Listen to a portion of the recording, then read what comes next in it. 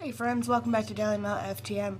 This week we're going to be talking about how not to cope, which is kind of a broad spectrum, but specifically in this video I'm going to be talking about self-harm, my experiences with it, and my advice to you. So let's go. Alright, so my experience with self-harm is I started this summer before I went into 9th grade. And right before I finished 9th grade, I got sent to a psychiatric hospital.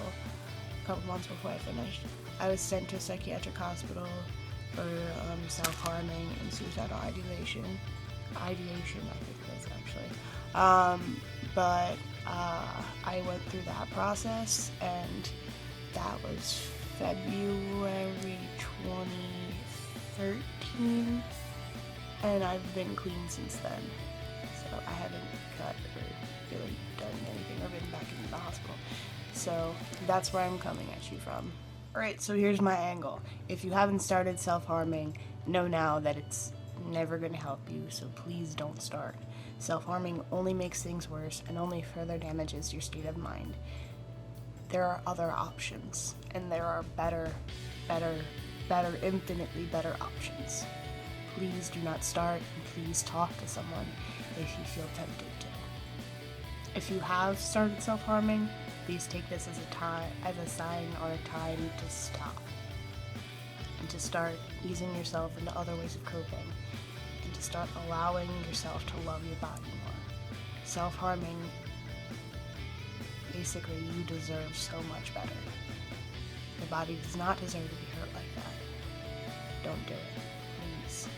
There are other things to do, and there are other ways to cope.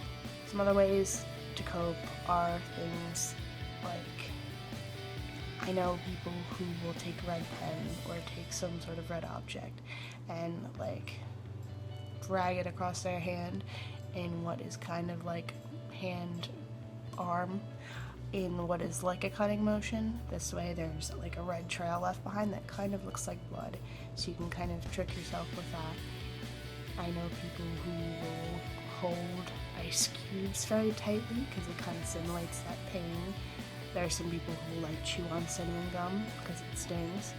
There are rubber bands you can hit against your wrist. And you should probably try to talk to a professional. Any kind of professional. Or just have a great support system as far as friends go. Also know, even if you haven't started self-harming, if you are, there are other better options. There are other things you can do that are going to help you so much more. Our brains tend to rationalize things that are dangerous for us sometimes, just because it's kind of mean to us. Sometimes we rationalize things that are actually dangerous for us just to make us feel more okay about doing it, and I think self-harm is one of those things that sometimes people who are mentally ill or very upset rationalize and say this will help me. But no matter what, it's not going to help you. I'm sorry, but it's never going to help you. In the end, self-harm only makes things worse. Don't start it. If you have, please try to stop doing it.